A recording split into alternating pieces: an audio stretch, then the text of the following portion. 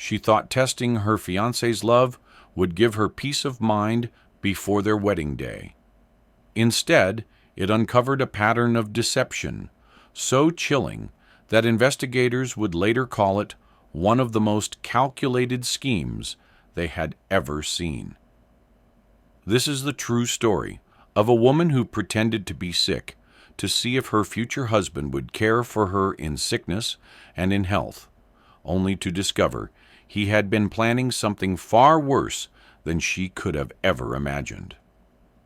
What started as a simple test of loyalty became a race against time to escape a man whose previous fiancé had mysteriously died under circumstances that were never fully explained.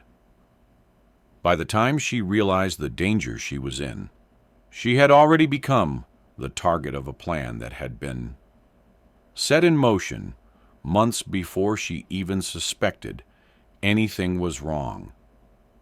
Before we dive deeper, let us know in the comments where you're watching from. We'd love to hear from you. And if you're new here, click on the subscribe button so you never miss any of our upcoming videos. My mom said I can't reach 1,000 subscribers. Let's prove her wrong. This story takes place in Portland, Oregon, where 32-year-old Sarah Mitchell had spent the last 18 months planning what she believed would be the happiest day of her life. Sarah worked as a medical records administrator at a large hospital, a detail-oriented job that required precision and attention to detail, traits that would later prove crucial in unraveling the truth. She had met her fiancé, Marcus Hartwell, at a friend's barbecue in the summer of 2022. Marcus was 37, charming in a way that made people feel instantly comfortable around him, and he worked in financial consulting, or at least that's what he told everyone. He had moved to Portland from Seattle about 6 months before they met, claiming he wanted a fresh start after a difficult breakup. Sarah's friends had immediately taken to Marcus, impressed by his thoughtfulness and the way he seemed to genuinely care about Sarah's happiness. Her parents, who had divorced when Sarah was 14 after her father's affair came to light, were more cautious. But even they couldn't deny that Marcus seemed different from the men Sarah had dated before. He remembered small details about her day, brought her favorite coffee without being asked, and talked about their future together with a specificity that made it all feel real and attainable. The engagement happened on a rainy evening in March of 2023 at the Japanese Garden in Washington Park. Marcus had arranged for them to have the garden to themselves for an hour, something that required planning and expense that touched Sarah deeply. When he got down on one knee under the maple trees, Sarah felt certain she had found someone who would never hurt her, the way her father had hurt her mother. The ring was beautiful, a vintage piece with a princess-cut diamond that Marcus said had belonged to his grandmother. Sarah later learned this was a lie, one of many she would uncover in the months ahead. They set their wedding date for November 4th, 2023, giving them 8 months to plan. Sarah threw herself into the preparations with enthusiasm, creating detailed spreadsheets for vendors, tastings, and timelines. Marcus seemed equally invested, attending every cake tasting and meeting with the florist, though Sarah noticed he was particularly interested in the financial aspects of the wedding, often asking about her savings and the inheritance she had received from her late grandfather. The first small crack in Sarah's confidence appeared in late August, about 2.5 months before the wedding. Sarah's college roommate, Rebecca, came to Portland for a weekend visit. Over wine on Sarah's back porch, Rebecca mentioned that she had tried to look Marcus up on social media to learn more about Sarah's future husband, but she could barely find anything about him online before 2022. No college photos, no tagged pictures from friends, nothing that suggested he had a life before moving to Portland. When Sarah brought this up to Marcus later, he explained that he had deleted most of his social media presence after a bad experience with an ex-girlfriend who had stalked him online. It seemed reasonable at the time, even protective. Sarah herself had minimal social media presence due to the nature of her work in healthcare, so she understood the desire for privacy. But the conversation left her with an uneasy feeling she couldn't quite name, like trying to remember a dream that slips away the moment you wake up. The second incident happened in mid-September. Sarah was at Marcus's apartment, a modern one-bedroom in the Pearl District that always seemed oddly impersonal, despite the fact he had lived there for over a year. She was looking for a phone charger in his desk drawer when she found a folder containing documents with a woman's name on them, Julia Brennan, along with what appeared to be medical records and insurance papers. When Marcus came home and saw her looking at the folder, his reaction was immediate and intense. His face went pale, then flushed red, and for a moment Sarah saw something in his eyes that frightened her, a coldness she had never witnessed before.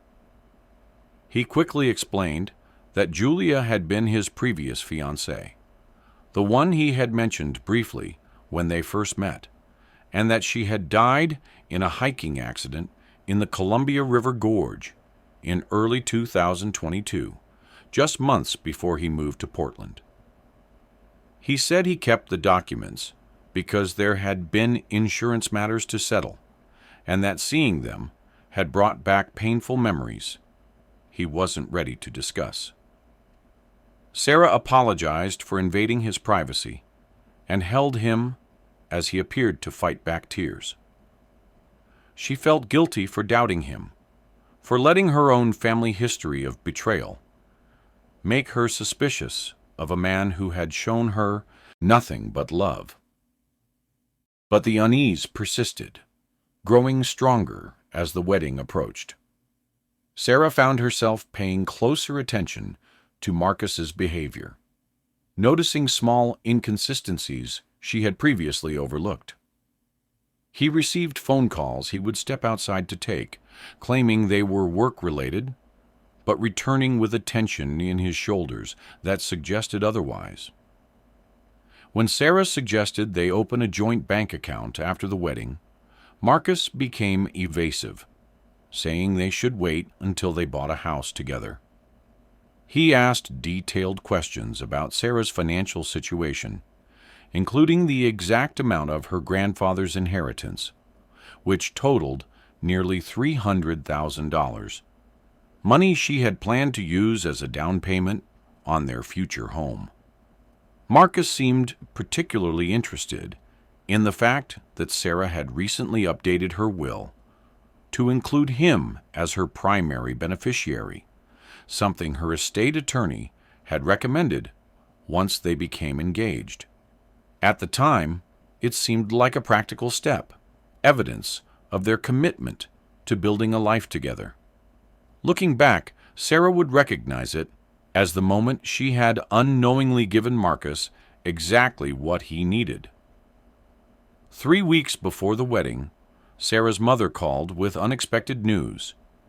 She had run into an old colleague who worked in insurance investigation, and during their conversation, she had casually mentioned Marcus's name and his previous fiancée's death.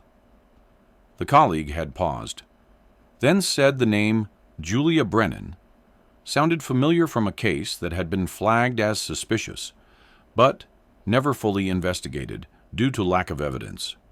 Sarah's mother, remembering her own experience with betrayal, urged Sarah to look into it further, but Sarah resisted.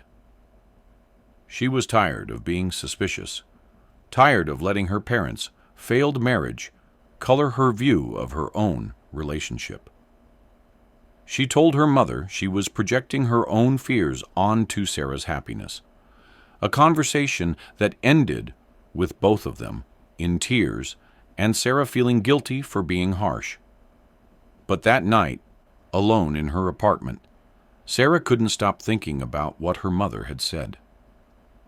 She sat at her kitchen table with her laptop and began searching for information about Julia Brennan's death, something she realized she had never done before, trusting Marcus's brief explanation without question. What she found was limited but troubling. Julia Brennan had been 31 years old when she died in June of 2022. The news reports described it as a tragic accident during a solo hike on Angel's Rest Trail, a popular but challenging route in the gorge. Julia had apparently fallen from a steep section of the trail, and her body had been discovered by other hikers the following morning. The articles mentioned that she had been an elementary school teacher in Seattle and that she was engaged to be married that summer. One article included a quote from a friend saying, "Julia was an experienced hiker who knew the trails well," which made the accident surprising. The medical examiner had ruled the death accidental, noting that the rocky terrain could be treacherous, especially after rain. But there was one detail that caught Sarah's attention. The article mentioned that Julia's fiancé had been the one to identify her body, but his name was never published in any of the reports. Sarah searched for Julia's obituary and found it listed survivors, including parents and siblings, but no mention of a fiancé. It was as if Marcus had been erased from Julia's life story after her death, or perhaps he had never been part of it in the way he claimed. Sarah spent the next 2 days in a state of anxious deliberation. Part of her wanted to confront Marcus directly, to give him a chance to explain the inconsistencies she was finding. But another part of her, the part that had learned to trust her instincts from years of watching her mother ignore obvious signs of her father's infidelity, told her that direct confrontation would only give Marcus time to prepare better lies. She needed to know the truth before she committed her life to this man, before she stood in front of their families and friends and promised to trust him completely. That's when Sarah decided to conduct a test, one that would reveal Marcus's true character in a moment of crisis. She would pretend to be seriously ill and see how he responded. Would he show genuine care and concern, rushing to her side and taking care of her needs? Or would his reaction reveal something else, something that would tell her who he really was when the carefully maintained facade fell away? She chose a Friday afternoon, October 13th, exactly 3 weeks before their wedding date. Sarah called Marcus during his lunch break, keeping her voice weak and shaky.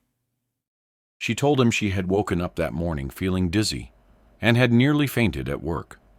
She said she had left early and was now at home, but she was getting worse. She described symptoms that sounded serious but vague: difficulty breathing, chest pain, numbness in her left arm, things that could indicate anything from a panic attack to a heart condition. She asked Marcus to come over after work, saying she was scared and didn't want to be alone. Marcus's response was immediate, but not in the way Sarah expected. Instead of concern or alarm in his voice, there was a long pause, so long that Sarah thought the call might have dropped.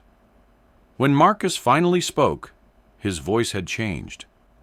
The warmth was gone, replaced by something flat and carefully controlled. He asked her specific questions about her symptoms, questions that seemed more like an interrogation than expressions of worry. Had she called anyone else? Had she told anyone at work what was wrong? Had she gone to the hospital or called an ambulance? When Sarah said no to all of these, that she had only called him, Marcus's next words chilled her. He said, "Stay where you are. Don't call anyone. Don't post anything on social media. I'll take care of everything. I need to make a call first, and then I'll be right over." The way he said it, "Don't call anyone," felt like an order rather than advice. Sarah's medical training kicked in, and she realized that if someone truly believed their fiancé was having a medical emergency, their first response would be to tell her to call 911, not to isolate her from help. Sarah's hands shook as she ended the call, but she forced herself to stay calm and think clearly. She had set up her laptop on her bookshelf earlier that morning, angled to record the entrance to her apartment, a precaution she had taken after deciding to test Marcus. Now she made sure it was recording and positioned herself on her couch where she would be visible. Then she waited to see what Marcus would do. An hour passed, then 90 minutes. Sarah checked her phone repeatedly, but there were no updates from Marcus. She called him twice, but both calls went to voicemail. For someone supposedly rushing to help his sick fiancé, Marcus seemed to be taking his time. Sarah's apartment was only a 15-minute drive from Marcus's office, 20 minutes in traffic. More than enough time had passed for him to arrive. At the 2-hour mark, Sarah's phone finally buzzed with a text message. It was from Marcus, but the message made no sense given the situation. It read, "Something came up. I can't make it tonight. Take some aspirin and get some rest. We'll talk tomorrow." Sarah stared at the message in disbelief. She had told him she might be having a heart attack, and his response was to suggest aspirin and sleep. Any person who genuinely cared about their partner's well-being would have at minimum called to check on her, if not actually shown up or insisted she seek medical attention. This wasn't the response of someone in love. This was the response of someone waiting for something, or perhaps hoping for something. Sarah made a decision that would save her life. She was going to find out what Marcus was really doing and who he really was, and she was going to do it before their wedding day. That evening, Sarah drove to Marcus's apartment in the Pearl District, parking down the street where she had a clear view of his building entrance. She felt ridiculous at first, like she was starring in a bad television drama. But that feeling evaporated the moment she saw Marcus emerge from the building at 8:30. He was on his phone, speaking intensely to someone, his free hand gesturing in a way that suggested argument or urgency. He walked to his car and drove off, and Sarah followed, keeping several car lengths behind. Marcus drove northeast toward the Lloyd District, finally pulling into the parking lot of a commercial building that housed various offices. Sarah watched as he parked and waited in his car, checking his phone repeatedly. 15 minutes later, a blue Honda sedan pulled into the lot and parked next to Marcus. A woman got out, someone Sarah had never seen before. She was probably in her mid-40s, professionally dressed in a dark blazer and pants, carrying a leather messenger bag. She looked around the parking lot carefully before getting into Marcus's passenger seat, a gesture that struck Sarah as practiced, like someone trained to notice surveillance. Sarah was too far away to hear their conversation, but she could see their body language through Marcus's windshield. The woman was showing Marcus something on her phone, papers from her bag, and Marcus was leaning forward intently, sometimes nodding, sometimes shaking his head. This went on for nearly 40 minutes, and there was nothing romantic or affectionate about the interaction. If anything, it looked like a business transaction, but the kind conducted in parking lots rather than offices. When the meeting ended, the woman handed Marcus a manila envelope, thick with contents, and he handed her what appeared to be a stack of cash. They both checked their surroundings again before the woman returned to her car and drove away. Marcus sat in his car for another 10 minutes, opening the envelope and reviewing its contents under the dim overhead light. From Sarah's vantage point, it looked like documents and photographs, but she couldn't make out any details. Marcus's face, in the glow of the car's interior light, looked completely different from the man she thought she knew. His expression was cold, calculating, focused in a way that had nothing to do with love or wedding plans. Sarah followed Marcus back to his apartment, but instead of going inside, he sat in his parked car for another 20 minutes making phone calls. Sarah couldn't hear the conversations, but she could see his expression shifting from serious to what looked like satisfied. When he finally went inside, Sarah sat in her car, trying to process what she had witnessed. The man she was supposed to marry in 3 weeks had received a call that his fiancée might be having a medical emergency and had responded by meeting a mysterious woman in a parking lot to exchange money for documents. There was no innocent explanation for this sequence of events that Sarah could imagine.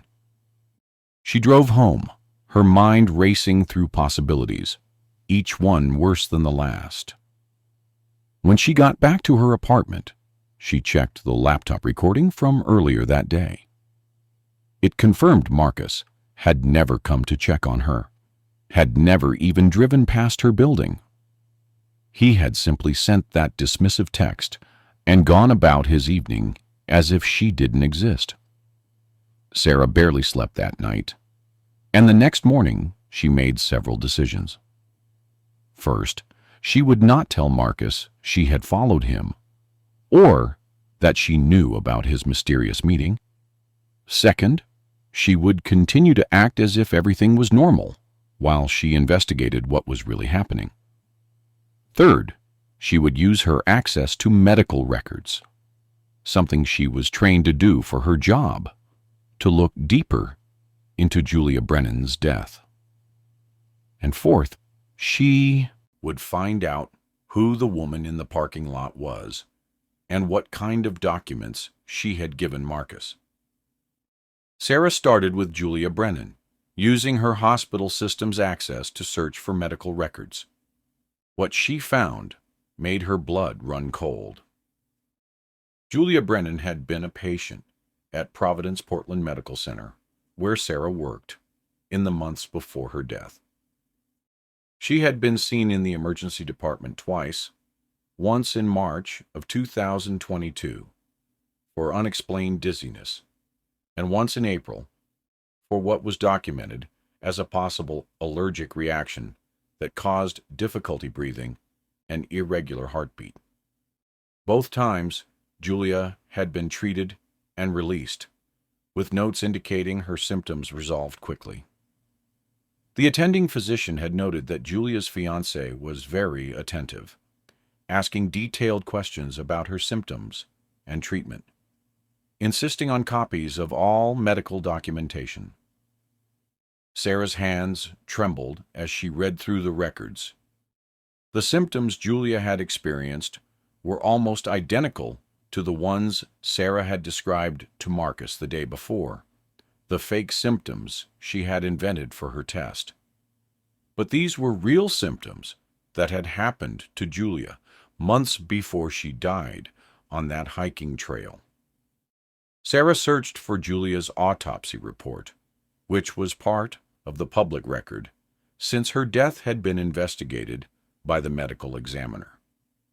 The report confirmed that Julia had died from injuries consistent with a fall from height, multiple fractures, internal bleeding, and head trauma. But there was a note that caught Sarah's attention. The toxicology screen had shown elevated levels of a medication called digoxin in Julia's system, a heart medication that can be fatal in high doses. The medical examiner had noted this finding, but concluded it was likely from Julia's prescription medication, as she had a documented heart condition. However, Sarah knew from her medical training that digoxin toxicity could cause the exact symptoms Julia had experienced in the months before her death: dizziness, irregular heartbeat, difficulty breathing. And in high enough doses, it could cause confusion and disorientation, exactly the kind of impairment that might cause someone to fall from a hiking trail. Sarah checked Julia's medical records again, this time looking specifically for any history of heart problems or digoxin prescriptions. There was nothing in the records from Providence, Portland.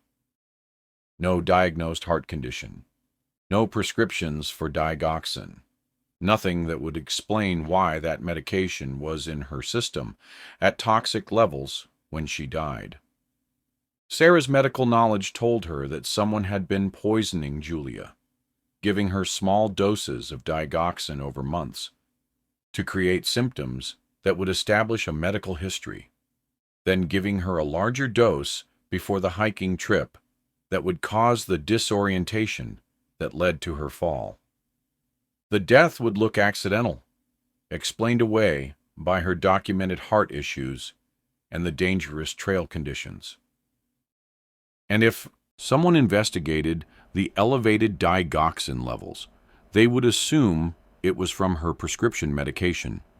It was almost perfect, except Julia hadn't actually had a prescription, a detail that was buried in medical records the police had apparently never thoroughly reviewed. Sarah realized with absolute clarity that Marcus had killed Julia Brennan. He had done it slowly, methodically, creating a medical history that would make her death look natural or accidental. And now he was planning to do the same thing to Sarah. That's why he had asked such specific questions about her symptoms when she called him. He was checking if his plan was working, if she was showing the signs of digoxin poisoning he was expecting. But Sarah hadn't actually been sick. Her test had accidentally saved her life by alerting her to the danger before Marcus's plan could fully unfold. Now Sarah understood why Marcus had seemed so interested in her work at the hospital, why he always asked about her access to medications and medical supplies. He had been gathering information, learning what he would need to replicate his previous success. Sarah also understood why he had been so focused on her finances and her will. Just like with Julia, he planned to inherit everything after her death, to walk away with money and no suspicion, leaving behind another tragic story of a young woman who died unexpectedly. Sarah knew she needed help, but she also knew she needed proof. The police wouldn't arrest someone based on medical records and suspicious behavior alone. She needed to find out who the woman in the parking lot was and what documents Marcus had received. Sarah spent the next week pretending everything was normal, attending final wedding planning meetings and smiling through dress fittings while secretly conducting her investigation. She told Marcus her symptoms had disappeared and that she felt much better, attributing the episode to stress and lack of sleep. Marcus seemed relieved by this news, even pleased, which confirmed Sarah's worst suspicions. If he had genuinely cared about her health, he would have insisted she see a doctor for a full evaluation. Instead, he was happy to let it drop, because a diagnosis would have interfered with his plans. During this week, Sarah used every resource available to her. She reached out to her mother's colleague, who worked in insurance investigation, and asked him to look into Julia Brennan's death. She hired a private investigator, using money from her savings that Marcus knew nothing about, to find out who the woman in the parking lot was. And she installed a hidden camera in her kitchen, disguised as a clock, to monitor if Marcus was tampering with her food or drinks when he visited. The private investigator came through first. The woman in the parking lot was named Catherine Wilder, and she was indeed a private investigator, but not the kind Sarah had hired. Catherine specialized in what she called asset verification, which was essentially code for helping people commit insurance fraud and financial crimes. She had a history of working with individuals who wanted to fake accidents, disappear, or, as Sarah suspected, make other people disappear. The documents Marcus had received from Catherine were background checks and financial records on Sarah herself. The investigator had obtained copies through methods that were probably illegal, showing Sarah's complete financial picture, including her inheritance, her retirement accounts, her life insurance policies, and detailed information about her family. Marcus had paid Catherine $5,000 for this information, money he had withdrawn in cash to avoid a paper trail. Sarah's investigator also uncovered something else. Catherine Wilder had been investigated 3 years ago in connection with a suspicious death in Seattle. A man who had fallen down his stairs and died from head trauma shortly after increasing his life insurance policy. Catherine had worked for the man's girlfriend, providing background checks and surveillance. The case had never gone to trial due to lack of evidence, but the investigator's report suggested a clear pattern of Catherine providing services to people who wanted to harm their partners for financial gain. Armed with this information, Sarah made a decision that terrified her, but felt necessary. She would confront Marcus, but not alone and not without insurance. She arranged to meet him at a coffee shop near her apartment on October 28th, exactly 1 week before their scheduled wedding.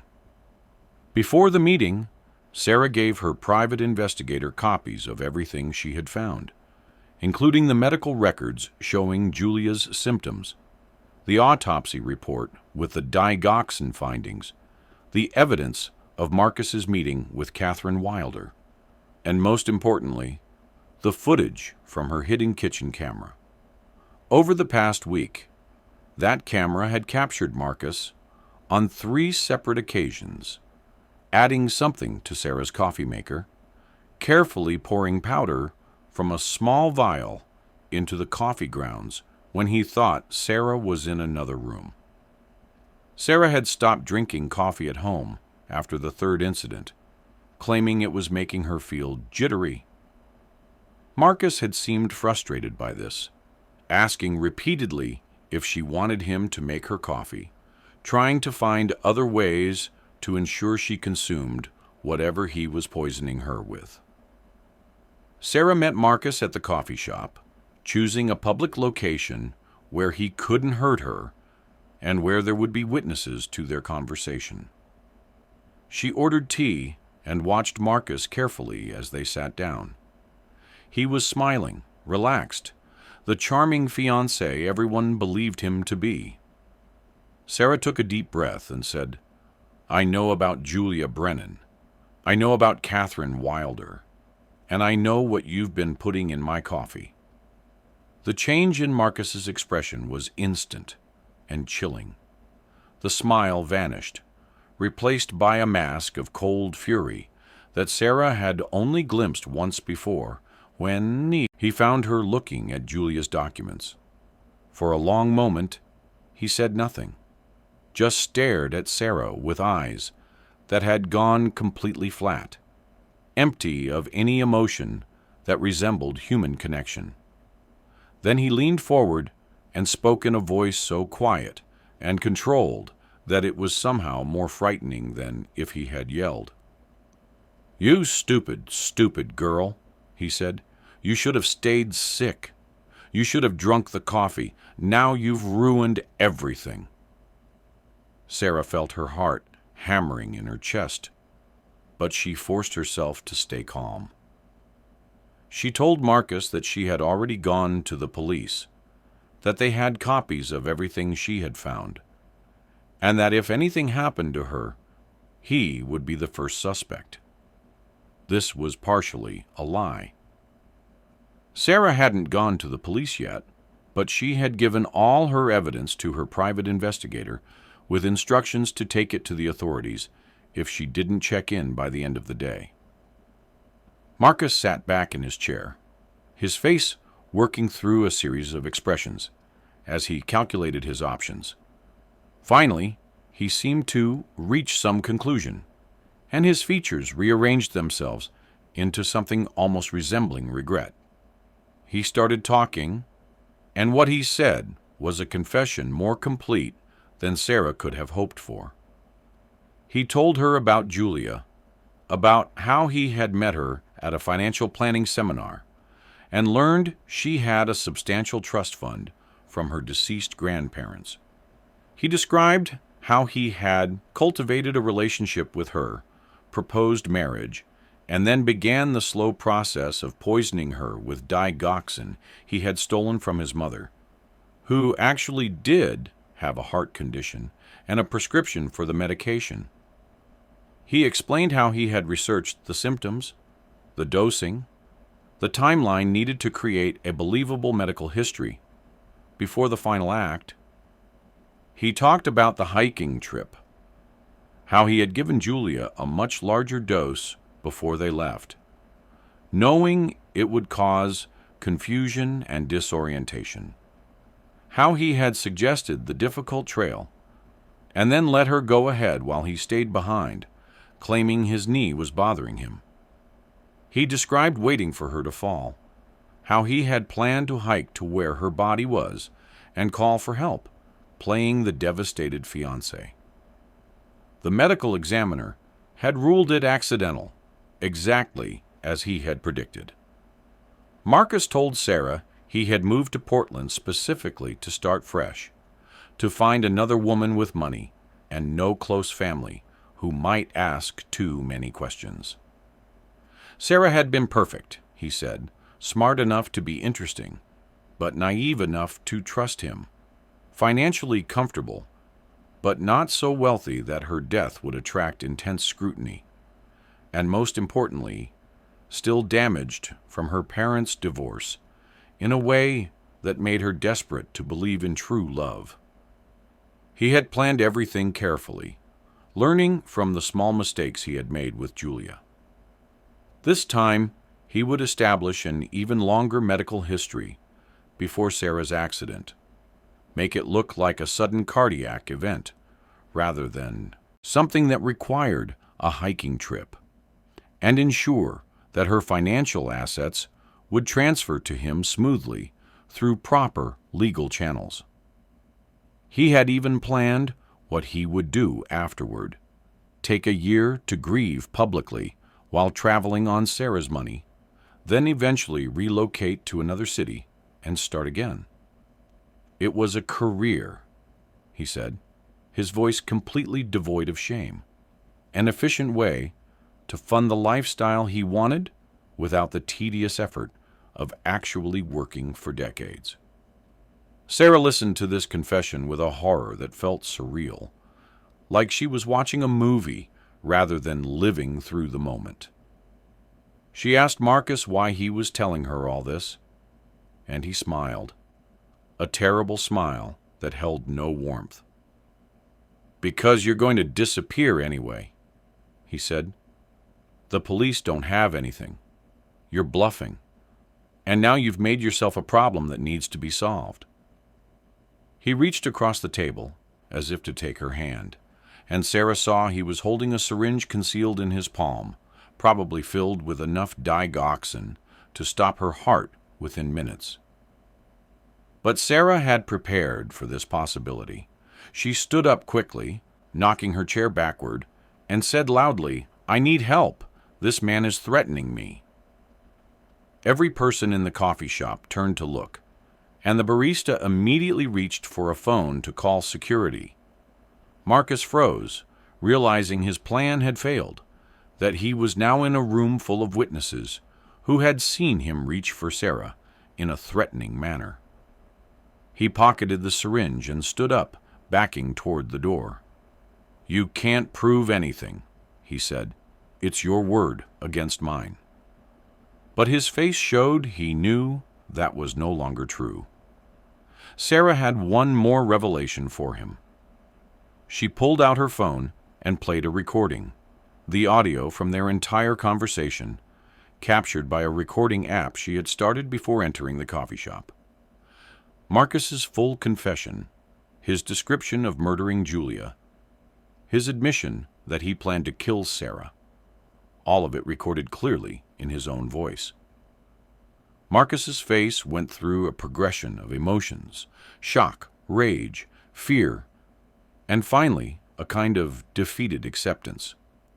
He looked at Sarah one last time and said, "You really were smarter than I gave you credit for," before turning and walking quickly out of the coffee shop. Sarah watched him go, her legs shaking so badly she had to sit back down. The barista came over to ask if she was okay, if they should call the police. Sarah said yes, please call the police. And then she called her private investigator to bring all the evidence they had collected to the Portland Police Bureau immediately. The next hours moved in a blur of activity. Detective Laura Chen from the Portland Police Bureau took Sarah's statement, listened to the recording, and immediately issued a warrant for Marcus's arrest. When officers went to his apartment, they found he had fled, but he hadn't had time to destroy evidence. In his apartment, police discovered the vial of digoxin he had been using to poison Sarah, medical records and photographs of both Sarah and Julia, detailed financial documents showing his planning, and a notebook containing what could only be described as instructions for the perfect murder, written in Marcus's own handwriting. The notebook detailed everything: the dosing schedule for digoxin, the symptoms to watch for, how to establish medical history, how to choose victims with money but limited family connections, how to inherit without suspicion. It also contained notes on 2 other women, names Sarah didn't recognize, with details about their finances and personal lives. Police would later discover that these were women Marcus had been researching as potential future victims, women who had no idea they had narrowly avoided being targeted by a serial killer. Marcus was arrested 3 days later, trying to board a flight to Mexico City using a fake passport. He had already emptied what few bank accounts he had under his own name, and had been planning to disappear permanently. The arrest made national news, and the story of the bride who tested her groom and discovered his murderous plan spread rapidly through media channels. Reporters called Sarah constantly, wanting interviews, but she declined all of them. She didn't want to be famous for nearly becoming a murder victim. She wanted to disappear and try to rebuild her life in peace. The Portland Police Bureau reopened the investigation into Julia Brennan's death, and within weeks they had reclassified it as a homicide. Julia's family, who had spent over a year believing her death was a tragic accident, finally had answers about what really happened to their daughter. They reached out to Sarah, and the two families formed a connection through their shared trauma, supporting each other through the trial that would follow. Marcus Hartwell was charged with the first-degree murder of Julia Brennan, the attempted murder of Sarah Mitchell, and multiple counts of fraud and identity theft. His trial began in March of 2024, and the evidence against him was overwhelming. The prosecution presented the medical records showing Julia's symptoms before her death, the autopsy report with the digoxin findings, the video footage of Marcus poisoning Sarah's coffee, Catherine Wilder's testimony after she accepted a plea deal, and most damning of all, Marcus's own recorded confession to Sarah in the coffee shop. The defense tried to argue that Marcus had been coerced into that confession, that Sarah had manipulated him through her fake illness. But the recording spoke for itself. Marcus's voice describing how he had calculated the perfect dosing schedule, how he had watched Julia fall to her death, how he saw Sarah as a problem to be eliminated. This was not the voice of someone being manipulated. This was the voice of a man who had turned murder into a business plan. The jury deliberated for less than 6 hours before returning with a guilty verdict on all counts. Marcus showed no emotion as the verdict was read, maintaining the same cold, detached expression he had worn throughout the trial.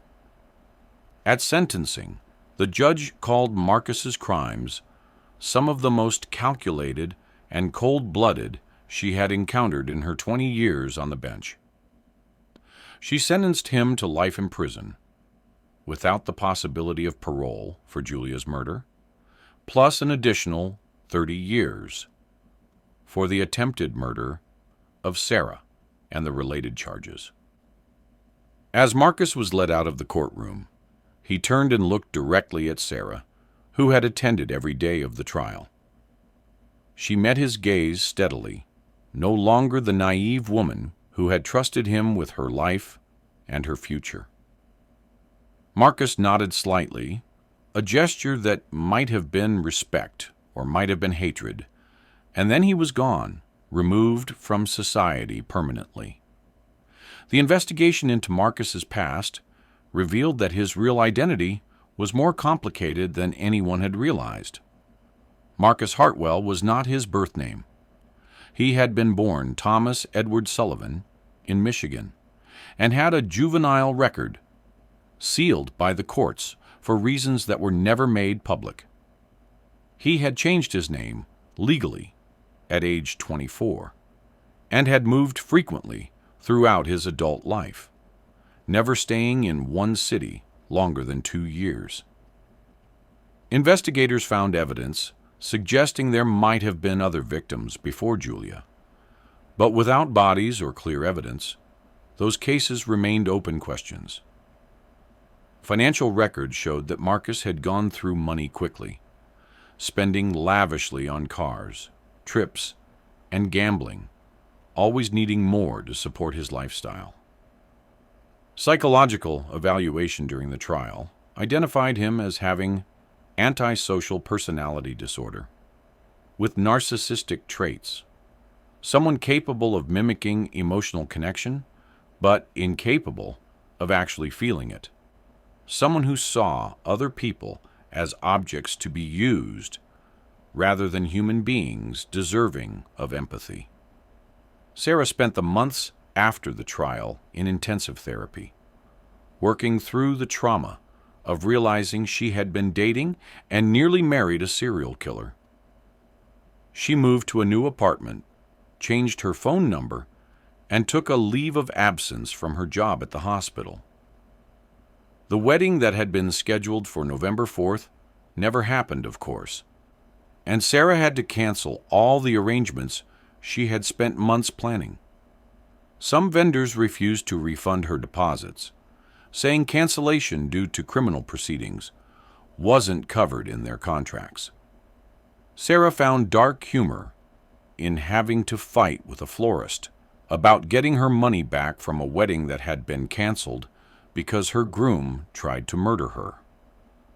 Her friends and family surrounded her with support, but Sarah knew some relationships had been permanently altered by what happened. Some people looked at her with pity, as if she were irreparably broken. Others were fascinated by her story in a way that felt invasive and uncomfortable. A few blamed her for not seeing the warning signs sooner, as if being targeted by a skilled predator was somehow her fault. But Sarah refused to see herself as just a victim. Yes, she had been targeted by Marcus, but she had also been the one to discover his plan before it was too late. She had been smart enough to test him when her instincts told her something was wrong, brave enough to investigate when the test revealed his true character, and strategic enough to gather evidence and protect herself before confronting him. Sarah had saved her own life through intelligence and courage, and that became the narrative she chose to embrace. She also felt a deep responsibility to Julia Brennan and to the other women who might have been Marcus's future targets. Julia had died alone on that trail, confused and disoriented, never knowing that the man she loved had been systematically poisoning her. Sarah couldn't save Julia, but by exposing Marcus and ensuring he would never be free again, she had prevented him from creating more victims. That knowledge became part of Sarah's healing process, transforming her trauma into purpose. A year after Marcus's conviction, Sarah agreed to speak publicly about her experience, giving an interview to a documentary producer who wanted to tell the story responsibly and respectfully. During that interview, Sarah talked about the warning signs she had missed or dismissed, hoping other people might recognize similar patterns in their own relationships before it was too late. She talked about how Marcus had isolated her emotionally, discouraging close friendships and creating situations where she felt dependent on him for validation and support. She talked about how he had tested boundaries gradually, starting with small lies and manipulations to see what she would accept, building up to larger deceptions as he gained confidence in his control. She described how he had used her own vulnerability, her fear of betrayal, from watching her parents' marriage collapse, to make her doubt her instincts when they warned her something was wrong. Most importantly, Sarah talked about the loyalty test itself and why she had felt compelled to conduct it in the first place. She explained that somewhere deep inside, beneath all the conscious rationalizations and desires to believe in the fairy tale, she had known something was fundamentally wrong with Marcus. The test had not been a game or a manipulation on her part. It had been a survival instinct trying to break through layers of denial and hope, giving her one last chance to see the truth before it was too late. The documentary aired in October of 2025, exactly 2 years after Sarah had conducted her loyalty test. It reached millions of viewers and sparked conversations about recognizing dangerous relationships, trusting intuition, even when everything appears perfect on the surface, and understanding that predators often present themselves as exactly what their victims are seeking. Sarah received thousands of messages from people who said the documentary had helped them recognize dangerous patterns in their own relationships. or had given them courage to leave situations that felt wrong even if they couldn't articulate exactly why.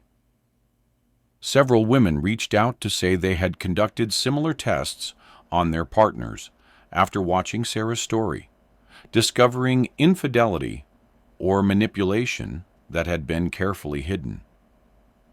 While Sarah never encouraged testing as a relationship strategy, she understood why people felt compelled to verify the truth. When their instincts screamed warnings, their conscious minds wanted to ignore. Julia Brennan's parents also participated in the documentary, speaking publicly for the first time about losing their daughter and about the year they had spent believing her death was an accident before learning she had been murdered. Julia's mother talked about the small inconsistencies they had noticed in Marcus's behavior after Julia died, how he had seemed more concerned with accessing Julia's bank accounts than with grieving, how he had discouraged them from looking too closely at the circumstances of her death. They had dismissed these concerns at the time, not wanting to speak ill of their daughter's fiancé during such a tragic period, but the memories had haunted them after the truth came out.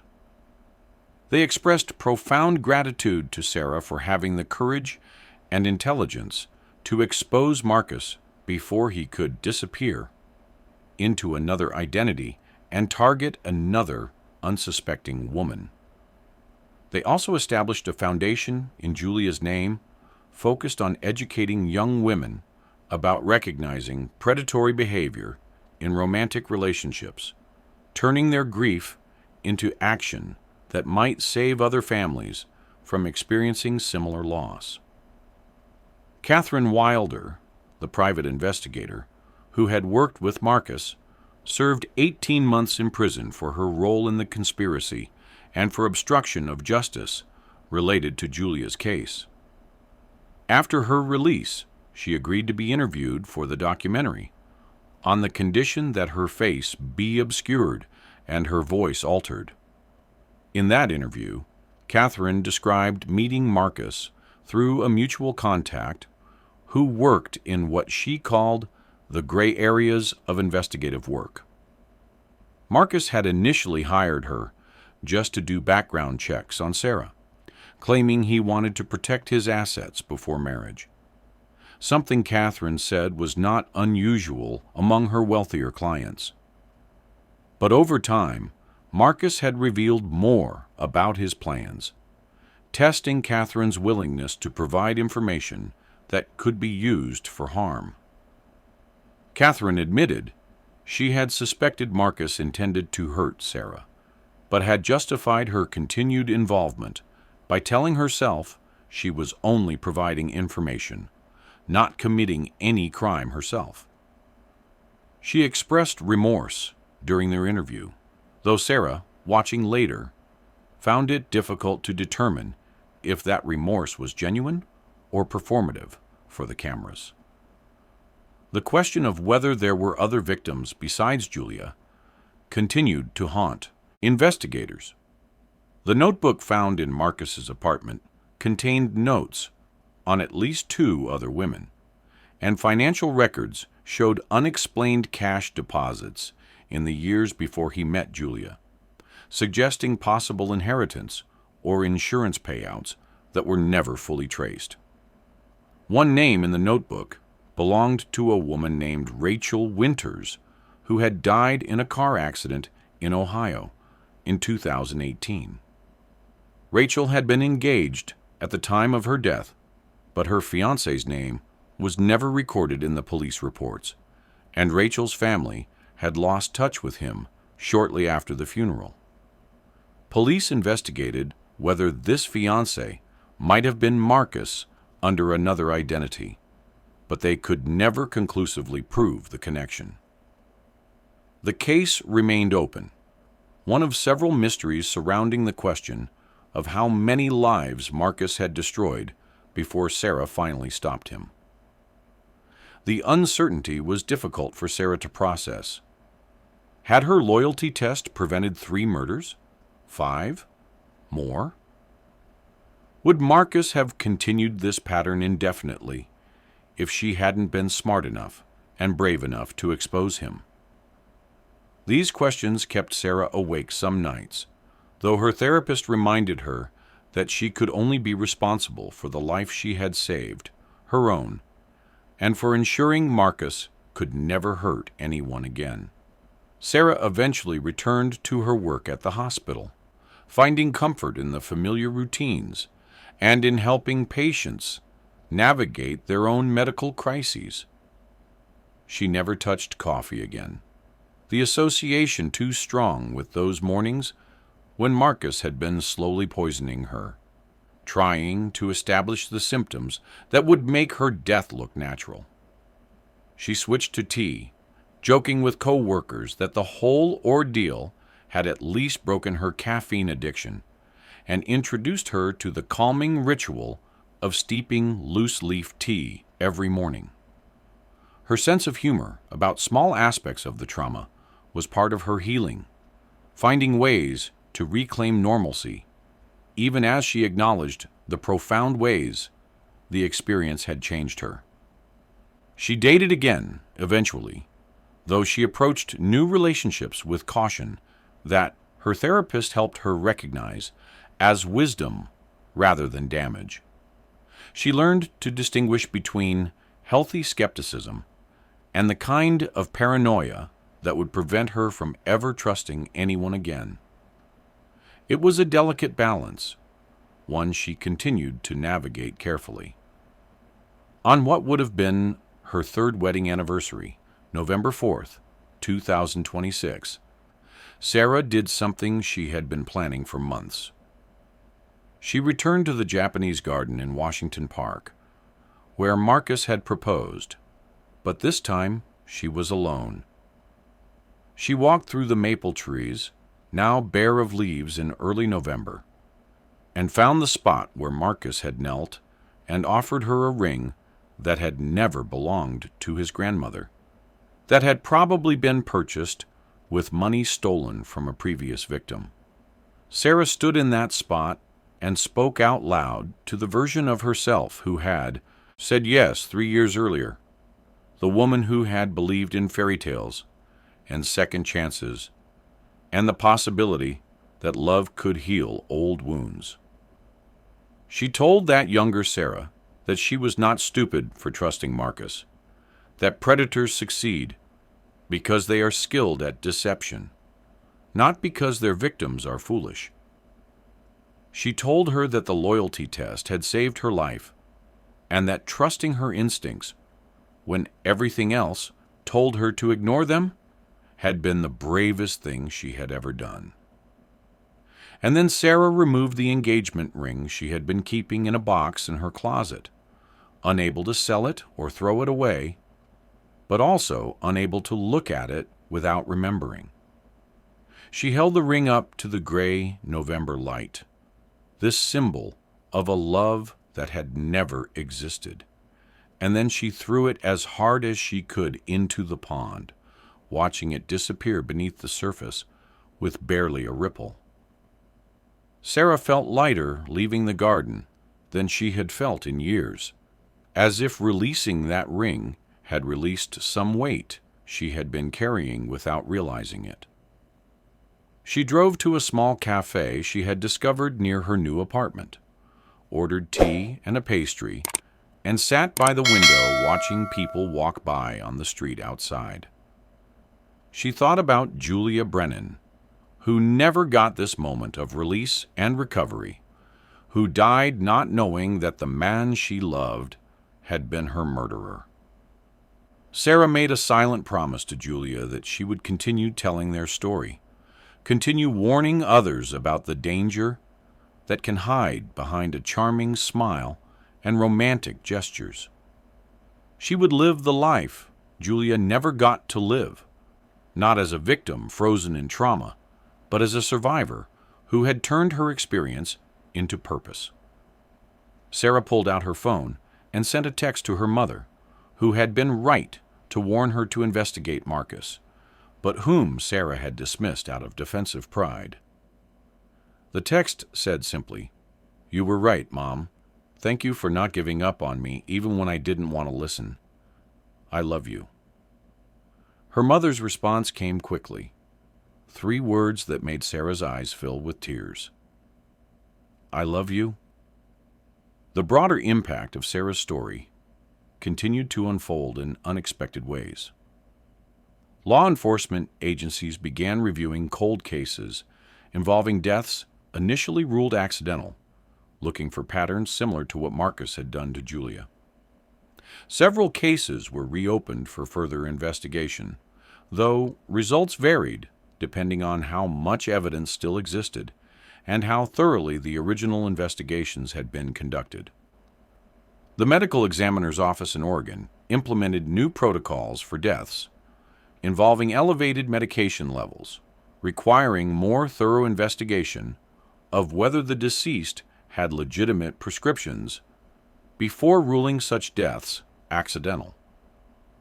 Hospitals tightened security around medication access, and pharmaceutical companies began discussions about adding tracking elements to certain high-risk drugs to prevent theft and misuse. Sarah took some satisfaction in knowing these systemic changes might prevent future predators from using Marcus's methods, though she recognized that determined killers would simply adapt and find new approaches. Sarah also became an unexpected advocate for trusting intuition in relationships, speaking at colleges and community centers about recognizing warning signs of dangerous partners. She was careful never to encourage paranoia or suggest that everyone should test their partner's loyalty. But she emphasized the importance of listening to that internal voice that says something is wrong, even when you can't articulate exactly what. She talked about the difference between normal relationship doubts and the persistent unease that signals genuine danger, teaching people to distinguish between anxiety born from past trauma and instincts responding to real present threats. Her talks were popular, especially among women who had experienced betrayal or abuse in previous relationships and who struggled to trust their own judgment in new situations. Sarah told them what her therapist had told her, that healing doesn't mean never feeling fear again. It means learning to assess whether that fear is proportionate to the actual risk in front of you and responding appropriately, rather than either ignoring danger or seeing it everywhere. 3 years after Marcus's conviction, Sarah met someone new. His name was David, and he was a librarian at Portland State University. Thoughtful and quiet in ways that felt genuine rather than calculated. Sarah was terrified at first, analyzing David's every word and gesture for signs of deception, waiting for him to reveal himself as another Marcus hiding behind a kind facade. But David was patient, understanding when Sarah needed to move slowly, never pushing her boundaries or demanding trust she wasn't ready to give. He met her friends early, integrated naturally into her life, rather than trying to isolate her. And when Sarah told him about Marcus, David's response was not to minimize her trauma or to act possessive and protective, but simply to say that he was glad she had survived and that he would earn her trust through consistent actions over time. That response, so different from what Marcus would have said, helped Sarah begin to believe that maybe not every man who seemed kind was actually a predator. Maybe some people were genuinely who they appeared to be. Sarah and David moved slowly, dating for nearly 2 years before moving in together, taking time to build a foundation of trust that could not be shaken by doubt or fear. Sarah never pretended her past with Marcus didn't affect her present with David. Sometimes she would have nightmares about finding poison in her coffee or discovering David wasn't who he claimed to be, and she would wake up panicked, needing reassurance. David never complained about these moments, never made her feel broken or damaged for having normal responses to extraordinary trauma. He would make her tea, not coffee, and sit with her until the panic passed, talking about ordinary things like the books he was cataloging at the library, or the garden he was planning for their backyard. These small acts of patience and presence helped Sarah heal in ways therapy alone could not accomplish. She learned that trust could be rebuilt, that not everyone would betray her, and that her experience with Marcus, while horrible, did not have to define every relationship she had for the rest of her life.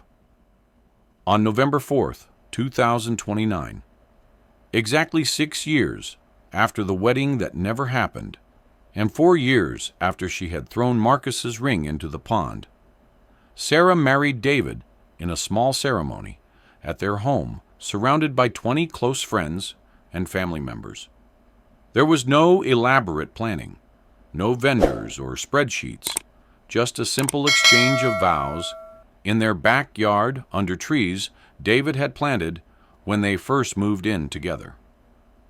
Sarah wore a simple dress she had bought the week before, not the elaborate gown that still hung in storage from her canceled wedding to Marcus. Julia Brennan's parents attended, having become part of Sarah's chosen family, connected through trauma, but sustained by genuine affection and respect. During the ceremony, Sarah and David lit a candle in Julia's memory, acknowledging that Sarah's happiness existed alongside the grief of what Julia had lost, that one woman's survival did not erase another woman's death. It was important to Sarah that Julia be remembered not just as Marcus's victim, but as a person who had deserved the love and future he had stolen from her. The ceremony was brief and emotional, focused on promises Sarah knew both she and David understood deeply. They promised to be honest with each other, even when honesty was difficult, to respect each other's boundaries and healing processes, to build a partnership based on equality rather than control, and to trust each other while also maintaining the independence and friendships that made them whole people rather than halves seeking completion. These vows reflected Sarah's hard-won wisdom about what healthy relationships required, lessons learned through trauma, but applicable to building something good and lasting. When the officiant pronounced them married, Sarah felt joy uncomplicated by fear for the first time in years. She had not just survived Marcus's attempt to kill her.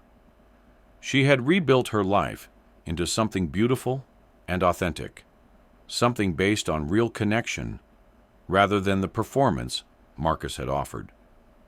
Now think about this story for a moment and really let it sit with you. Sarah's loyalty test was supposed to give her peace of mind before her wedding day. Just a simple check to make sure the man she loved would take care of her when she needed him most. Instead, it revealed that the person she was about to promise her life to was systematically planning to end that life and take everything she had. How would you feel if you discovered that the person sleeping beside you, the person you trusted completely, was capable of something this calculated and cruel? Would you have seen the warning signs that Sarah initially missed? Or would you have explained them away, just like she did, because you wanted so badly to believe in the love you thought you had found? And here's the question that might keep you up tonight. How many people are living right now with partners who present one face to the world while hiding something darker underneath? How many relationships that look perfect from the outside are actually dangerous traps waiting to spring closed? Sarah's story isn't just about one woman who escaped a serial killer. It's about the courage it takes to trust your instincts, even when everything else tells you you're being paranoid or unreasonable. It's about the importance of listening to that voice inside that says something is wrong, even if you can't explain exactly what.